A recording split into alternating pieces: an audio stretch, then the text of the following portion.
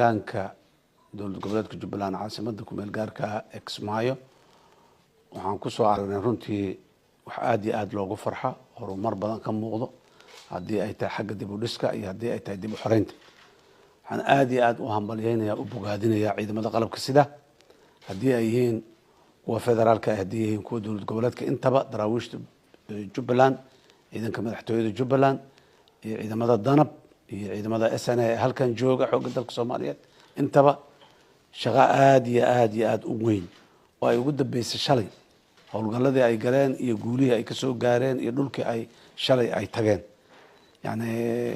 deegaankan dib u xoreynta si fiican ay uga socotaa waa deegaan runtii dadkiisuna isu tashadeen inay hore u socdaan waan bogaadinayaa waan hambalyeynayaa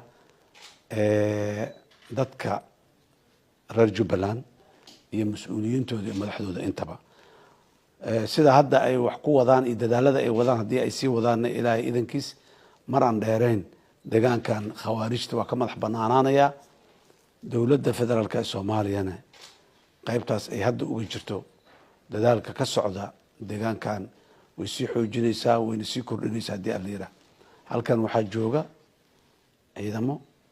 iyo muxuu ahaay xeryo tababar oo la diyaariyey oo runtii ciidamadii ka soo baxayna ay aad iyo aad howlgaladooda iyo waxqabadkooda loogu bogay hambalyaan leeyahay muxuu ahaay dowladda Jubbaland iyo hawsha ay qabatay iyo dadka reer Jubbaland sida ay heeganku ugu yihiin intaba ka ilaahay idankiis waxaan rajaynaynaa in guul ay ku soo dhamaato howlgalada deegaanka ka socda booqashadeena booqasho guuleed ayay ahayd waxaan soo dhagax dhignay wadooyin cusub waxaan soo booqanay meelo kala duwan dadka reer Jubbaland waan la hadalnay iyo dadka Soomaaliyeedba halkan intaan joogay wanaagaas waxaan rajaynaynaa in uu